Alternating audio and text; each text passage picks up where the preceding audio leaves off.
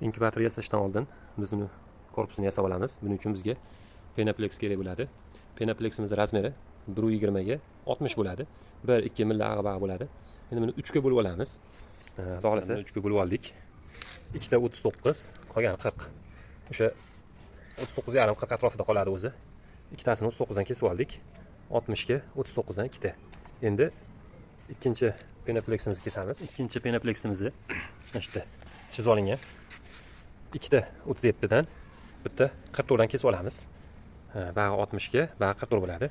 Mana bu 37 dan kesganimizni bunaqasiga 40 ga kesib olamiz. Bag'i ortib turadi, buni yoniga ishlatamiz keyinchalik.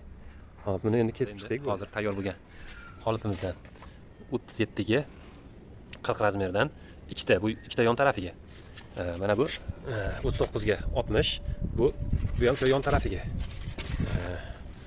Mana bunisi 40 ga 39 ga deyarli bu ham 39 qoladi. 60 bu tag qismiga, 44 ga 60 bu qopqog'iga ishlaydi xudo xolasa.